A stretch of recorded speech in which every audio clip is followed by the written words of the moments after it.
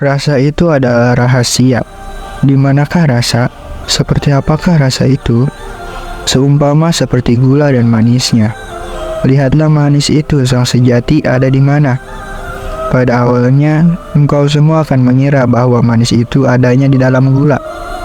Itu tak bisa disalahkan, sebab memang kemampuanmu menangkap masih berada pada level itu saja. Makin dalam ditelusuri, maka akan disadari ternyata manis itu adanya di lidah penikmat, bukan ada pada gula. Pemahaman seperti itu juga tidak bisa disalahkan, sebab kapasitas penangkapanmu masih di situ saja.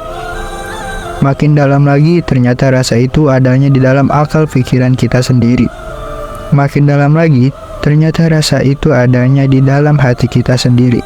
Makin dalam lagi, ternyata rasa itu adanya dalam nurani diri pribadi. Makin dalam lagi, ternyata rasa itu tidak pernah ada, adanya hanya aku. Makna aku adalah ucapan simbolik bagi kalangan pelaku rohani yang mencapai pengalaman puncak spiritual. Aku adalah sebagai ungkapan untuk menjelaskan tentang hakikat Tuhan secara hierarkis ontologis. Tuhan sebelum menciptakan alam semesta beserta isinya, Dia adalah aku. Seperti itulah rasa. Fahamilah hal berikut ini. Aku tidak ada, yang ada hanya Allah. Allah tidak ada, yang ada hanya yang maha ada. Yang maha ada tidak ada, yang ada hanya sejatinya. Sejatinya tidak ada, yang ada hanyalah aku. Dari sebagaimana Syekh Abdul Hasan Asyadzili berkata, tasawuf sebagai praktik dan latihan diri melalui cinta yang dalam dan ibadah untuk mengembalikan diri kepada jalan Tuhan. Ibnu Khaldun mendefinisikan tasawuf adalah semacam ilmu syariah yang timbul kemudian dalam agama.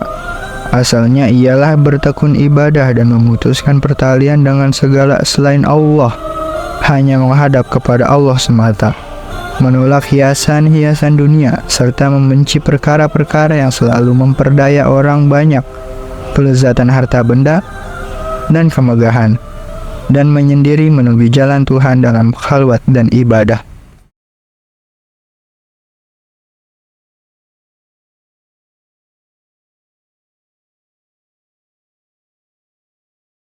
Al-Junaid terkenal sebagai seorang anak yang cerdas sehingga sangat mudah dan cepat belajar kepada pamannya. Karena itu sangat berumur 7 tahun, Al-Junaid telah diuji oleh gurunya tentang makna syukur. Maka dijawabnya dengan tangkas, syukur adalah jangan sampai Anda berbuat maksiat dengan nikmat yang telah diberikan Allah. Kehidupan Al-Junaid di samping sebagai seorang sufi juga sebagai seorang pedagang. Beliau meneruskan usaha ayahnya yaitu sebagai pedagang barang pecah belah di pasar tradisional. Walaupun diberi karunia harta yang banyak, tetapi gaya hidupnya jauh dari kemewahan. Sebagian besar kekayaannya disumbangkan kepada seorang-orang sufi yang miskin atau digunakan untuk menjamu kawan-kawannya. Dia adalah sufi yang zuhud, tetapi tidak membuat hidupnya terlalu sederhana dan menjauhi kehidupan yang enak. Dia tidak menyenangi politik, apalagi terjun ke dunia tersebut. Dia hidup menyibukkan diri dengan memanjakan sholat, memperbanyak puasa, dan sangat senang membaca Al-Quran. Al-Junaid lebih mementingkan mengajar dan berdiskusi daripada menulis. Sehingga Ibnu Nadin dalam bukunya Al-Fihrish hanya menyebutkan 2 kitab Al-Junaid, yaitu Al-Hamsar Al-Quran yang naskahnya sudah tidak ada lagi dan yang lain Ar-Rasil. Oleh karena itu, sebagian besar pendapatnya yang dapat kita temukan adalah yang dimuat dalam kitab-kitab karangan muridnya. Pada akhir perjalanan hidupnya, ia diakui banyak muridnya sebagai imam. Imam Al-Junaid meninggal pada hari Jumat 298 Hijriah dan dimakamkan di dekat makam pamannya sekaligus gurunya, Sari Al-Sakati di Baghdad. Imam Al-Junaid memiliki jasa besar dalam menjaga kemurnian tasawuf, faham-faham dan akidah-akidah yang menyesatkan yang masuk dalam ajaran tasawuf habis dibersihkan oleh beliau. Salah satu pemikirannya adalah beliau sangat menekankan pentingnya keselarasan antara praktik dan doktrin tasawuf dengan akidah-akidah syariat. Selain itu, beliau adalah orang yang pertama-tama menyusun dan membahas tentang ilmu tasawuf dengan ijtihadnya. Karena itu, banyak ungkapan-ungkapan beliau yang di kemudian hari menjadi landasan utama dalam usaha menjaga kebenaran tasawuf dalam kemurnian ajaran Islam.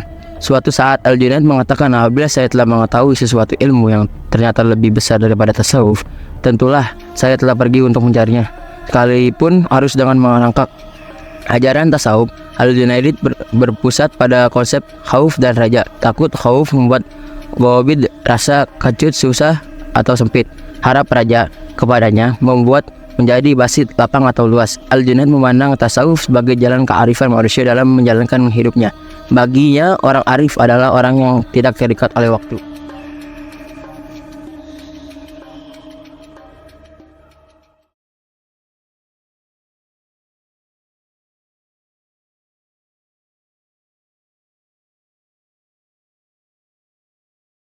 Robiatul Adawiyah merupakan salah satu tokoh tasawuf perempuan. Berikut adalah biografi dan ilmu tasawufnya. Ajaran tasawuf Robiah Al-Adawiyah. Robiah binti Ismail Al-Adawiyah Al-Basariyah Al-Qonsisiyah, yang dikenal sebagai Robiatul Adawiyah.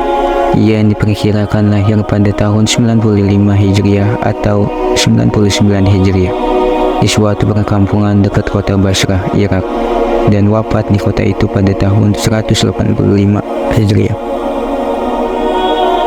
Dilahirkan dari keluarga yang sangat miskin atau merupakan anak keempat dari 4 bersaudara, sehingga ia dinamakan Robiah yang berarti anak keempat. Beberapa hari setelah kelahiran Robiah, Ismail bermimpi bertemu dengan Nabi Muhammad. Dalam mimpinya, dia berkata kepada Ismail agar jangan bersedih karena Robiah akan menjadi seorang wanita yang mulia, sehingga banyak yang akan mengharapkan syafaatnya. Sejak kecil, Robiah sudah dikenal sebagai anak yang cerdas dan taat beragama. Beberapa tahun kemudian, Ismail meninggal dunia, kemudian disusul oleh ibunya, sehingga Robiah dan ketiga saudara perempuannya menjadi anak yatim piatu. Ayah dan ibunya hanya meninggalkan harta berupa sebuah perahu yang digunakan Robiah untuk mencari nafkah. Robiah bekerja sebagai penarik perahu yang menyeberangkan orang di sungai Dajlah, sementara ketiga saudara perempuannya bekerja di rumah menenun kain atau memintal benang. Ketika kota Basrah dilanda berbagai bencana alam dan kekeringan akibat kemarau panjang, Robiah dan ketiga saudara perempuannya memutuskan untuk mencari penghidupan di kota. Namun, Robiah terpisah dari ketiga saudara perempuannya sehingga hidup seorang diri. Pada saat itulah, Robiah diculik oleh sekelompok penyamun, kemudian dijual sebagai hamba sahaya dengan harga 6 dirham kepada seorang pedagang.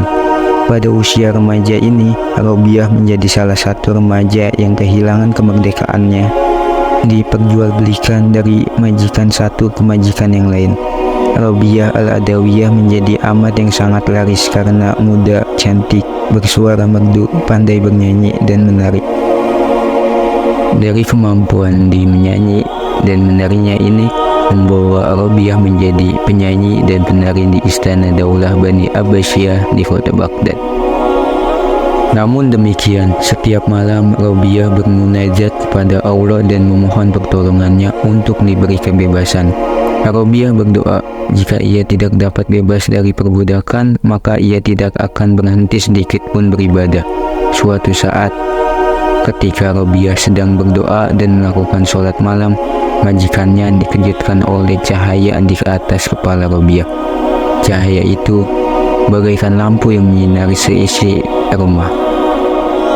Melihat peristiwa yang aneh tersebut, maka majikannya menjadi ketakutan dan keesokan harinya membebaskan Robiah. Sebelum Robiah pergi, pedagang itu menawarkan kepada Robiah untuk tinggal di Basrah dan ia akan menanggung segala keperluan dan kebutuhannya. Namun karena kejuhudannya, Robiah menolak dan sesuai janjinya. Jika ia bebas, maka Robiah akan mengabdikan hidupnya hanya untuk beribadah. Setelah bebas dari hamba sahaya, Robiah pergi mengembara di padang pasir. Di tempat itulah ia menghabiskan seluruh waktunya untuk beribadah kepada Allah, sehingga ia dikenal menjadi tokoh sufi besar dan dikunjungi banyak orang. Di antara tokoh sufi yang pernah mengunjungi Robiah adalah Malik bin Dinar, Sufyan As-Sawri, dan Syakik Al-Balki. Robiah hanya tidur sedikit di siang hari dan menghabiskan sepanjang malam untuk bermunajat.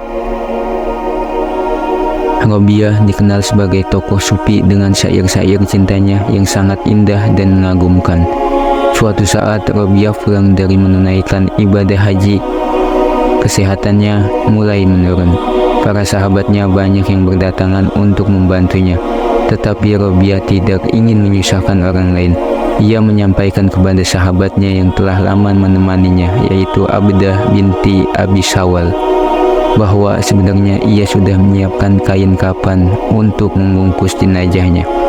Tidak lama dari kejadian tersebut, awan mendung menggelayut di bumi Baghdad, dan nampaknya Sufi Agung Robiah Al-Adawiyah wafat di Basrah pada tahun 185 Hijriah.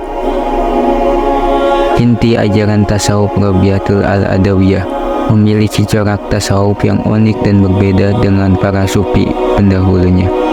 Corak tasawuf Robiatul Al-Adawiyah terfokus pada konsepnya tentang mahabbatullah, cinta Allah. Ia mengungkapkan perasaannya tentang cinta ilahi dengan dua corak cinta, yaitu cinta karena diriku dan cinta karena dirimu.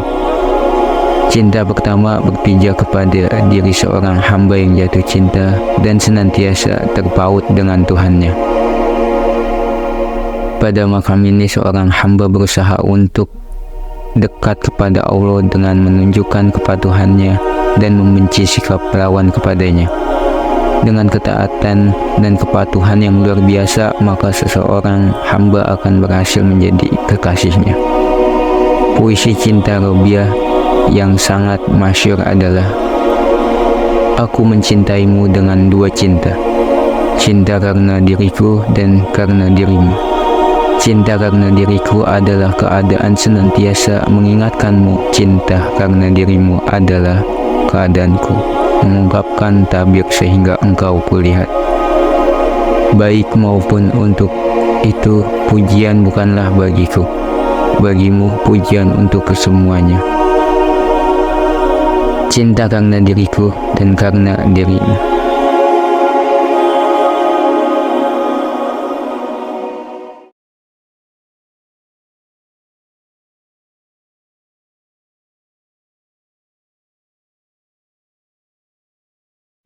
Syekh Abdul Qadir Al-Jailani adalah waliullah dan seorang tokoh sufi yang mempunyai pengikut dan pengaruh besar dalam sejarahnya.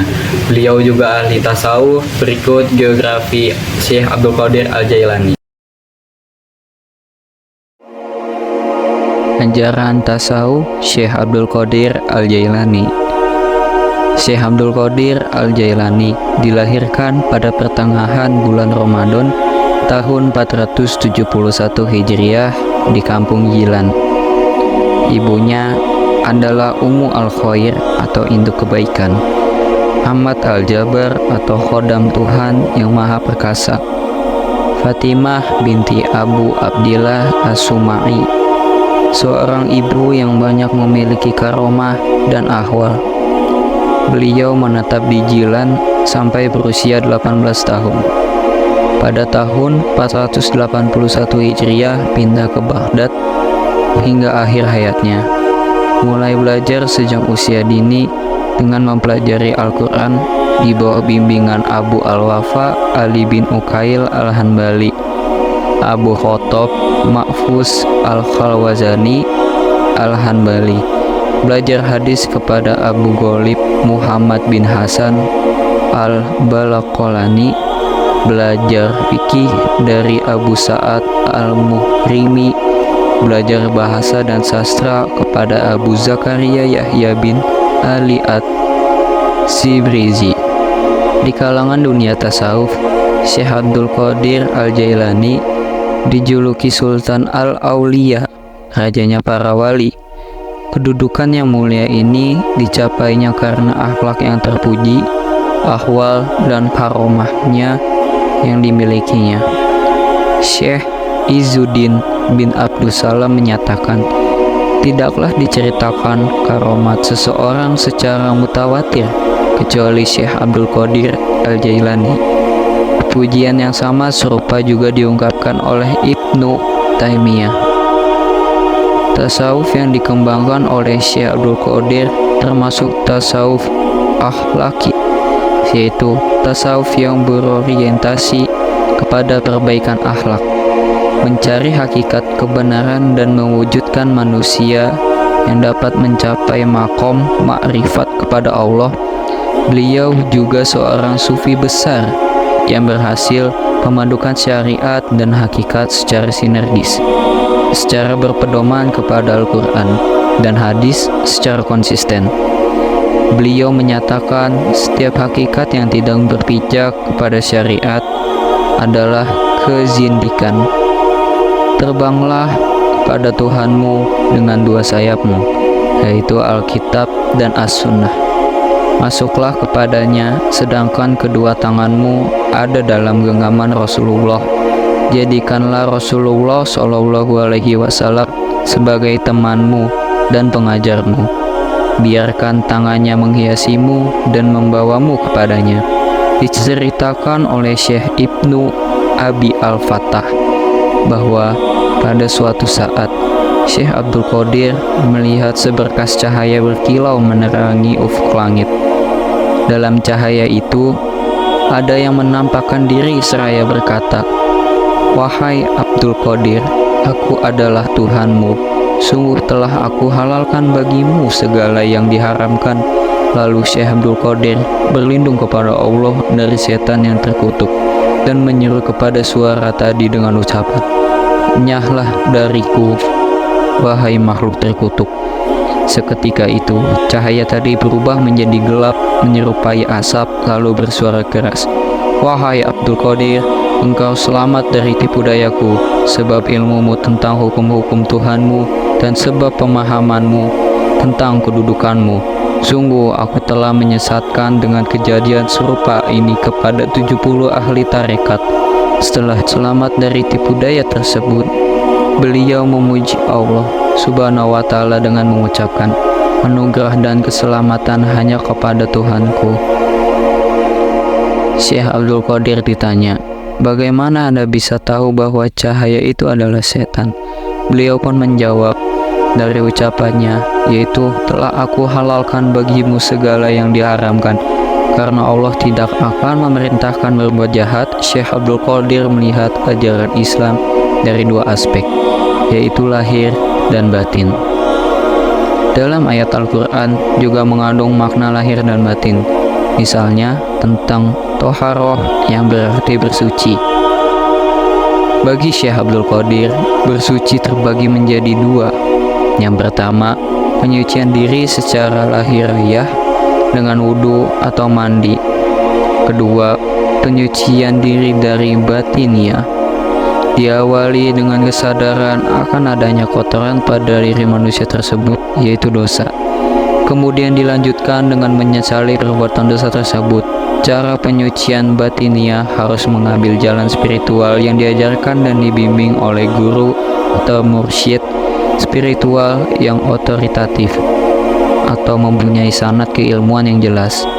Melalui taubat, talqin, zikir, tafsiyah, dan suluk, kesucian batin dapat hilang oleh karakter buruk manusia, tingkah laku yang rendah, tindakan-tindakan tidak sah atau haram, dan sikap-sikap seperti kebanggaan diri, keangkuhan, berdusta, bergunjing, fitnah, iri hati, amarah, mengonsumsi makanan haram. Aktivitas fisik juga dapat menghilangkan kesucian batin. Misalnya, mata melihat hal-hal yang haram, telinga digunakan untuk mendengar pergunjingan dan sejenisnya. Tangan digunakan untuk memukul orang yang tidak bersalah, mulut digunakan untuk berkata kotor, serta yang lainnya. Ketika kesucian batin menjadi kotor, maka wudhu spiritual juga menjadi batal. Pembaharuan wudhunya dengan menyesal atau tobat, yang sungguh-sungguh istighfar, memohon ampun kepada Allah atau kepada orang yang dizolimi, dan berdoa agar Allah melindunginya dari perbuatan yang serupa di lain waktu. Syekh Abdul Qadir melihat ajaran Islam dari dua sisi, yaitu lahir dan batin. Lahir artinya aspek formal ajaran fikih, sementara yang dimaksud ajaran batin substansi adalah tasawuf. Beliau mengamalkan ajaran Islam dari dua aspek tersebut. Sekian ajaran tasawuf dari Syekh Abdul Qadir Al-Jailani.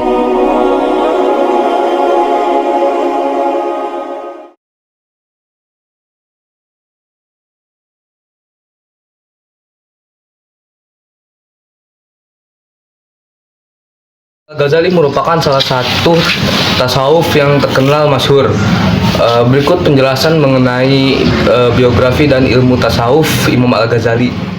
Beliau adalah Zainuddin Hujjatul Islam Abu Hamid Muhammad bin Muhammad ibnu Muhammad Al-Ghazali At-Tusi Al-Naisaburi Al-Faqih Al-Sufi Al-Syafi'i Al-Asy'ari. Lahir di kota Tus yang merupakan kota kedua di Khurasan setelah Naisabur. Pada tahun 450 Hijriah, beliau mempunyai saudara laki-laki yang bernama Ahmad. Ayahnya adalah seorang perajin kain suf yang terbuat dari bulu domba dan menjualnya di kota Tus. Menjelang wafat, dia mewasiatkan pemeliharaan kedua anaknya kepada temannya untuk dididik. Dia berpesan, "Sungguh saya menyesal tidak belajar khat tulis menulis Arab dan saya ingin memperbaiki apa yang telah saya alami pada kedua anak saya ini. Maka saya mohon engkau mengajarinya dan harta yang saya tinggalkan boleh dihabiskan untuk keduanya." Ayahnya adalah seorang fakir yang soleh, tidak memakan kecuali hasil pekerjaannya dari kerajinan. Kebiasaannya adalah berkeliling mengunjungi ahli fikih dan mendengarkan pengajiannya, menghidupi keluarganya dengan nafkah semampunya.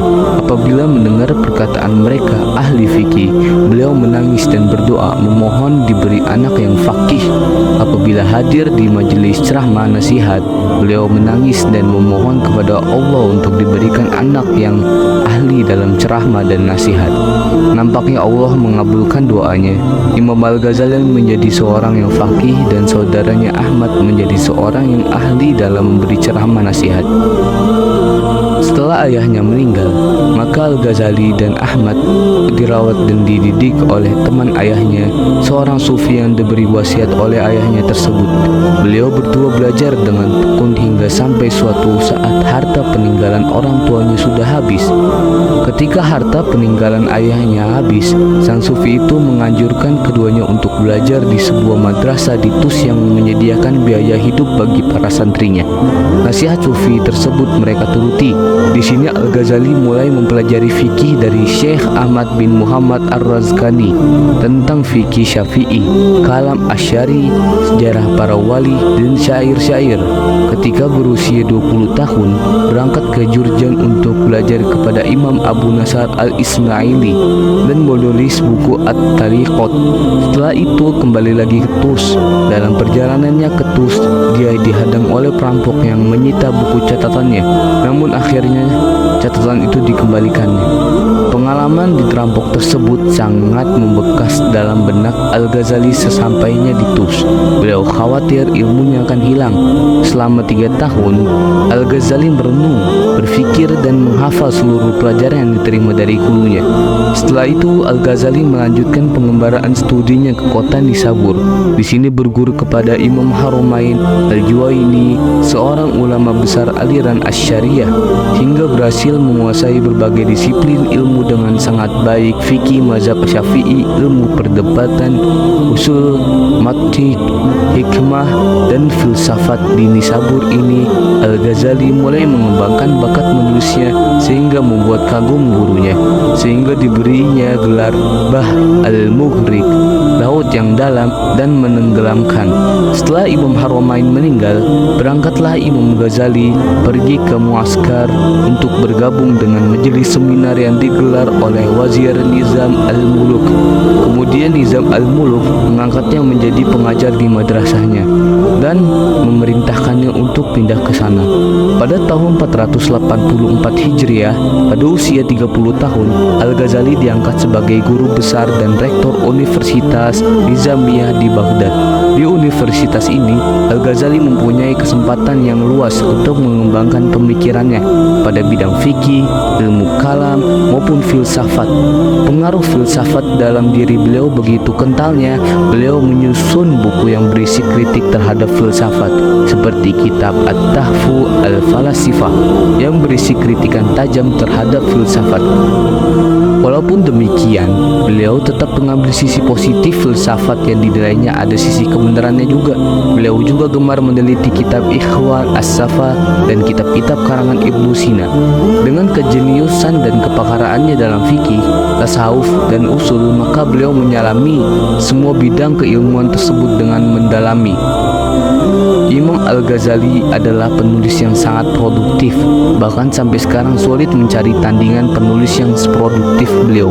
Tidak kurang dari 457 kitab telah ditulisnya.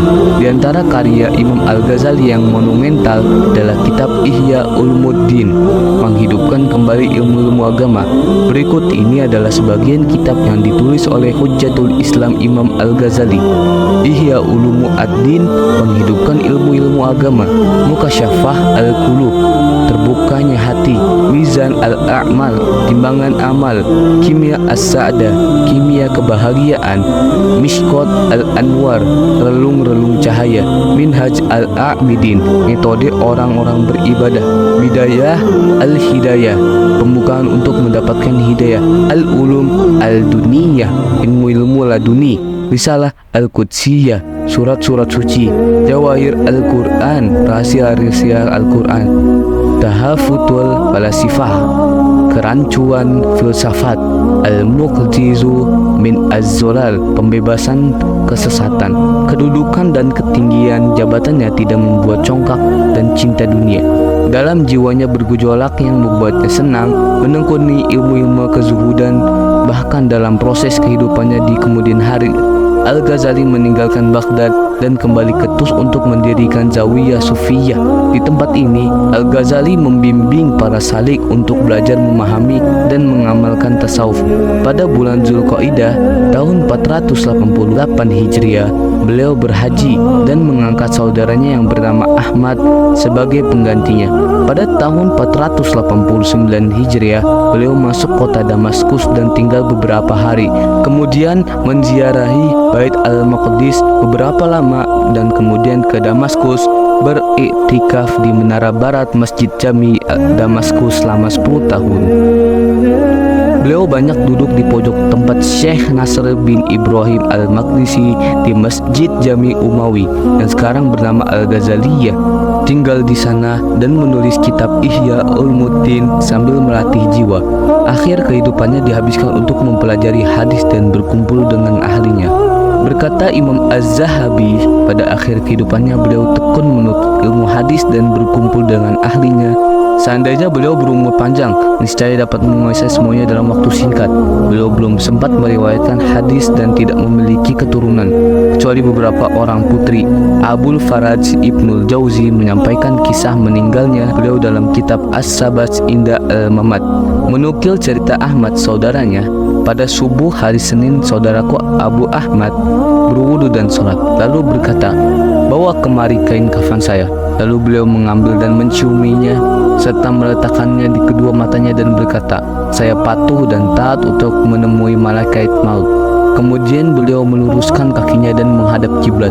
Beliau meninggal sebelum langit menguning menjelang pagi hari. Beliau wafat di kota Tus pada hari Senin tanggal 14 Jumada akhir tahun 505 Hijriah dan dikuburkan di perkuburan At-Tahbaran.